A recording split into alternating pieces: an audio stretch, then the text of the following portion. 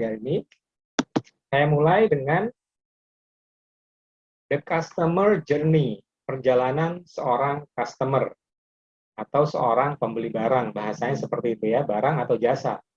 Kalau kita beli elektronik, TV, radio, komputer, itu namanya barang. Tapi kalau kita menginap di hotel, kita main ke waterpark kayak Dufan, itu namanya jasa.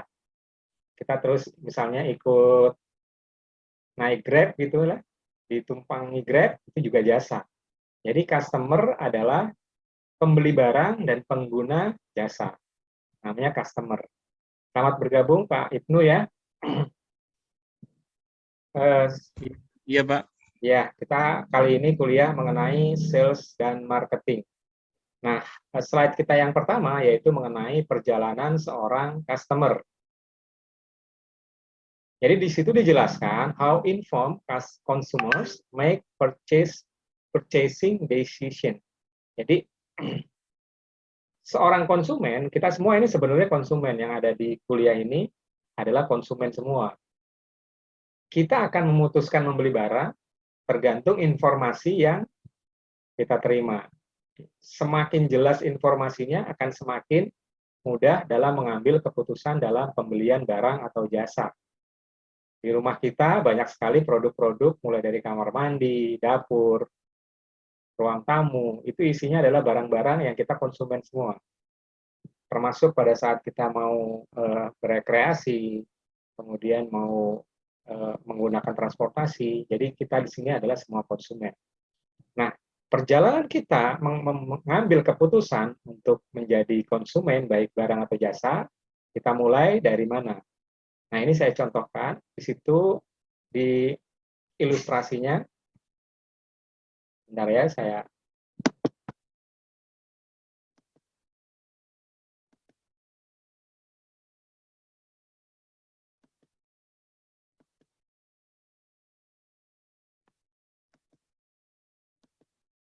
ya, di sini ya. Di sini ada gambar ibu sama anak, ini seolah-olah adalah gambar customer, kelihatan ya gambarnya. Di sini ada pin warna merah. Kemudian di sini ada penjelasan customers base their purchasing decision on BB Transmart. Jadi untuk membuat keputusan seorang customer itu tergantung dari Trustmark-nya. Nah, apa Trustmark-nya? Di sini ada hasil survei, 84% ya. Jadi mereka membeli high BBB is Grab. Jadi intinya adalah di sini adalah perjalanan seorang customer ya untuk membeli sebuah barang. Di sini ada customer consult to BBB before utilizing. Di sini contohnya ada beberapa step untuk kita dapat mengenali sebuah barang. Pertama di sini ada online retailers.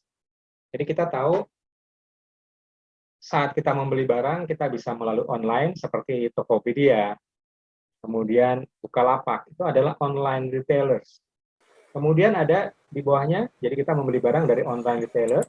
Kemudian yang kedua adalah retail store. Retail store itu seperti butik, ya toko Indomaret, itu adalah retail store.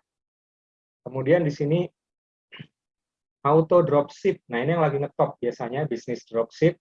Jadi kita tidak perlu stok barang, yang menjalankan bisnis itu, kita misalnya sebagai konsumen order, mereka akan mengirimkan, tetapi yang mengirimkan itu bukan orang yang memasarkan, tetapi ada satu divisi tersendiri, yaitu divisi warehousing, yang dimana pemasarannya itu pemasaran independen.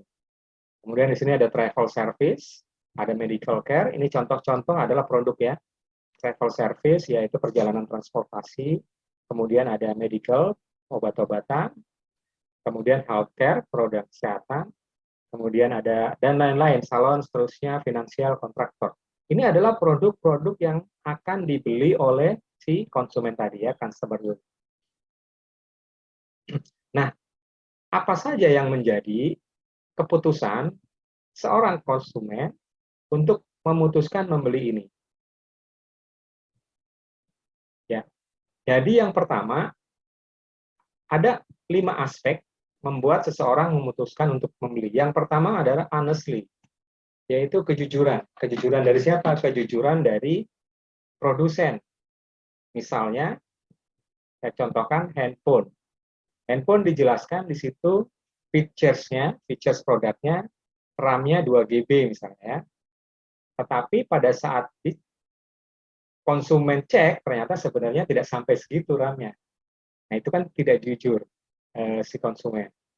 Si produksinya tidak jujur, sehingga customer merasa tidak mendapatkan informasi yang sebenarnya. Jadi yang pertama, seseorang membeli barang itu karena honestly atau kejujuran si penjual. Kemudian yang kedua adalah quality, kualitasnya. Jadi kalau kita ingin menciptakan produk yang memiliki jangka waktu lama, yang nomor 2 selain honestly atau kejujuran adalah kualitas dari barang yang kita pasarkan. Jadi konsumen akan memutuskan membeli berdasarkan quality atau kualitas. Kemudian adalah approval. Approval itu adalah kemampuan dari si sales untuk meyakinkan si konsumen untuk membeli sebuah barang atau jasa. Kemudian yang berikutnya adalah good business standing, artinya perusahaan di balik produk itu. Misalnya, kita akan lebih nyaman membeli odol misalnya Pepsodent gitu. Perusahaan di belakang itu apa? Misalnya Unilever, perusahaan yang sudah reputasinya itu sangat bagus. Dan lain-lain, transportasi pun kita akan memilih produk atau jasa yang perusahaan di belakangnya itu memiliki good business standing. Dan yang terakhir adalah reliable atau bisa diandalkan. Diandalkan maksudnya adalah produk, perusahaan, maupun apapun itu bisa diandalkan. Atau bisa dipercaya lebih tepat. Nah, ini adalah 5 hal yang mempengaruhi konsumen untuk membuat keputusan membeli produk itu atau tidak. Yang pertama adalah honestly, kejujuran dari si sales, ya. Kemudian yang kedua adalah kualitas barang, yang ketiga approval, yang keempat adalah good business standing, yang terakhir adalah reliable. Jadi ini sebenarnya kelima faktor ini adalah hasil survei dari bbb.org, yaitu salah satu lembaga yang melakukan survei terhadap konsumen dalam melakukan keputusan pembelian barang. Oke, kita masuk ke slide selanjutnya. Nah, untuk membuat customer memutuskan sesuatu pembelian, baik barang atau jasa, ada 5 step yang mereka akan jalani, ya.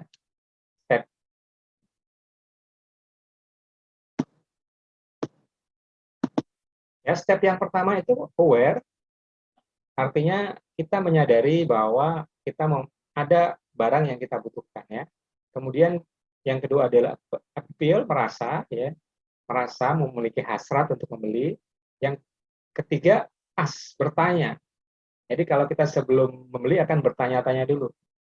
Nah, misalnya kita membeli produk A, produk ini kualitasnya tadi ya, produknya bagus nggak, features-nya sesuai nggak, kemudian bisa diandalkan nggak, produknya tahan lama nggak, kemudian kalau kita beli makanan enak nggak, kemudian tadi good business standing, perusahaannya siapa yang produksi, dan lain-lain.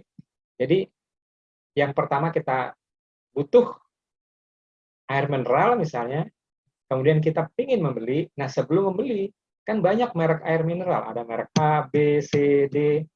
Nah, sebelum membeli dia akan bertanya dulu, ya, bertanya terhadap yang 5 faktor tadi di atas, ya, faktor honestly, faktor approval, faktor kemudian faktor good business standing, dan lain-lain. Ada 5 faktor yang dia akan tanyakan sebelum membeli barang. Setelah semuanya dia confirm, yakin bahwa inilah barang yang saya cari, baru dia akan datanglah dia untuk tadi ya, bisa datang.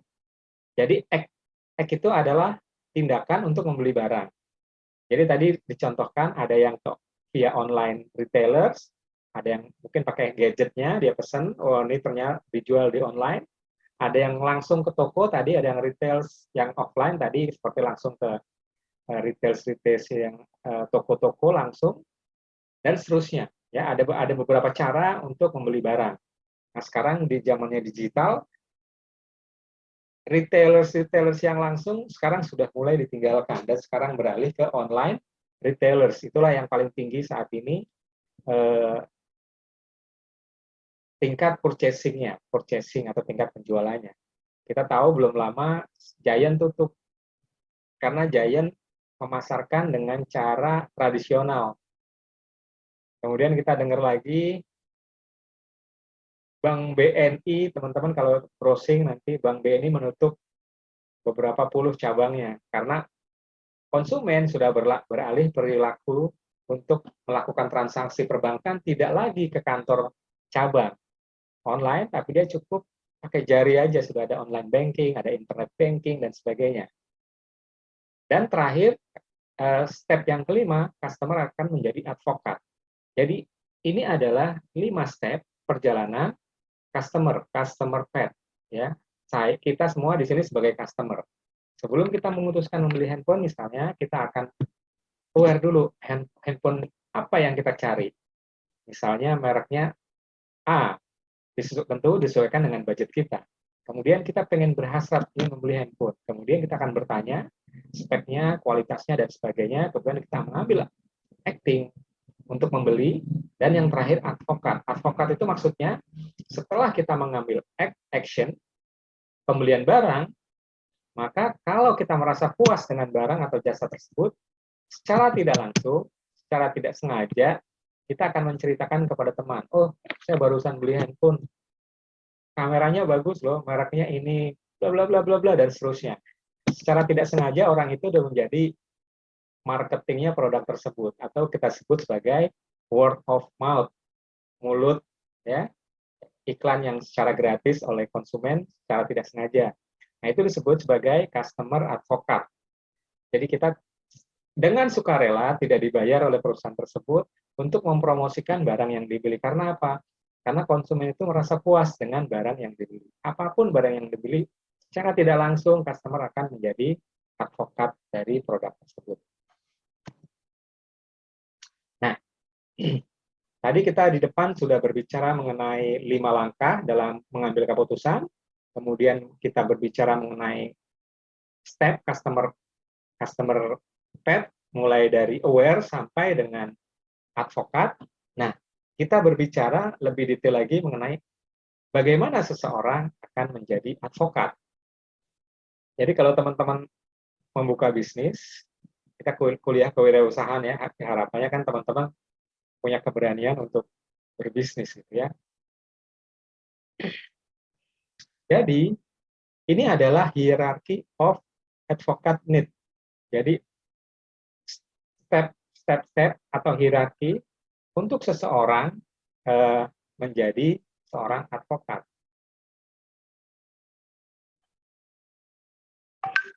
Di sini dijelaskan agar kita berbicara dari sisi konsumen, sekarang kita berbicara dari sisi produsen. Bagaimana caranya membuat customer itu menjadi advokat? Yang pertama adalah physical reward. Physical reward itu maksudnya adalah kebutuhan-kebutuhan fisik. Contohnya apa?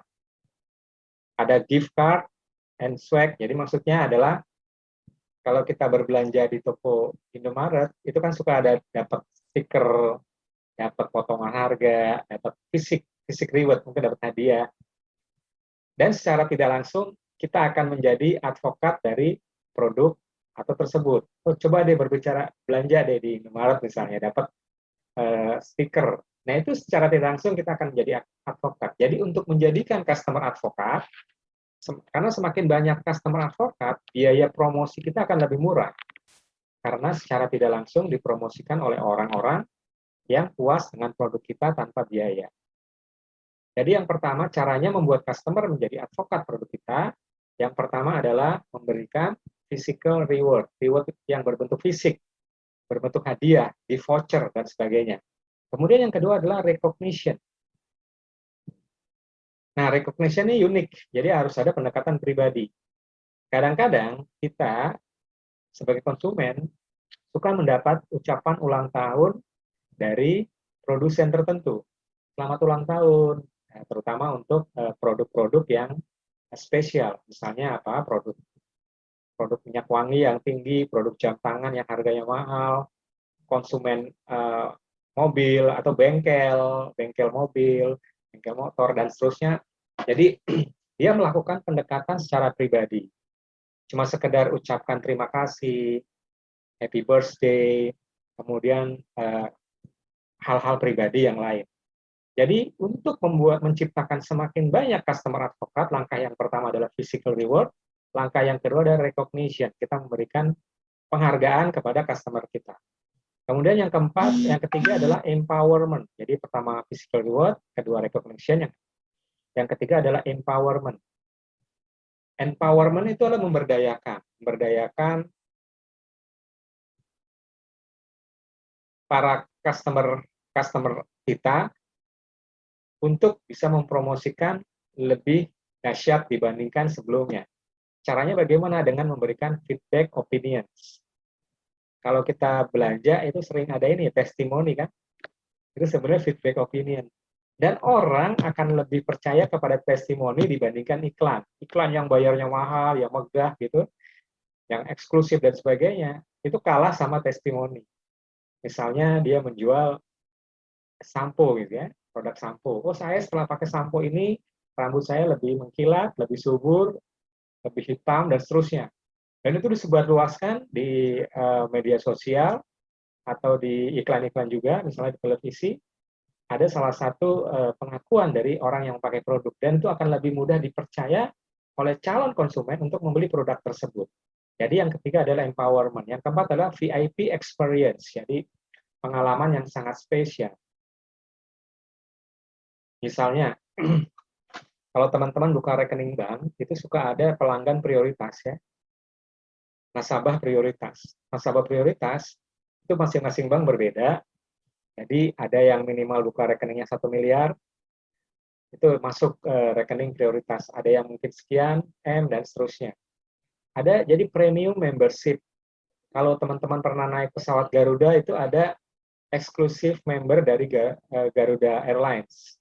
Jadi kalau kita punya member itu dapat potongan harga khusus, kemudian dapat akses yang lebih mudah, dapat pelayanan yang lebih baik, lebih eksklusif. Jadi cara yang keempat adalah membuat pelanggan-pelanggan kita yang sangat loyal dengan bisnis kita dengan VIP experience atau pengalaman-pengalaman dari pelayanan produk itu yang sangat spesial. Contohnya apa di situ? Eksklusif event. Jadi misalnya perusahaan itu sedang mengadakan event di mana, nah kita diundang untuk hadir. Kemudian premium membership, tadi membership yang khusus ya. Kemudian yang terakhir adalah influence. Influence ini yang masih jarang diterapkan di Indonesia. Jadi influence itu adalah mempengaruhi pembeli lain untuk seperti dia. Mirip testimoni, tapi kalau testimoni itu hanya tulisan, video, kemudian ada media-media yang lain. Tapi kalau influence itu lebih luas. Jadi influence itu mirip seperti ambasador ya, ambasador duta produk. Misalnya ada produk tertentu, dutanya siapa? Duta itu orang yang diberikan kepercayaan untuk mempromosikan produk supaya orang lain tertarik untuk membeli. Namanya brand ambassador ya, dikenal sebagai brand ambassador. Masing-masing menggunakan yang berbeda-beda. Sebagian besar brand ambassador yang dipakai biasanya itu public figure, misalnya dari artis, kemudian dari pejabat pemerintah, kemudian dari tokoh-tokoh masyarakat, dan seterusnya. Dia akan diberikan kepercayaan untuk mempengaruhi calon pembeli. Jadi through leadership melalui kepemimpinannya. Nah, itu adalah 5 faktor atau 5 cara bagaimana membuat customer kita itu menjadi advokat. Dimulai dari physical rewards, recognition, empowerment, VIP experience, dan influence. Nah, ini adalah pertanyaan saya di awal kuliah tadi, apa perbedaannya sales sama marketing?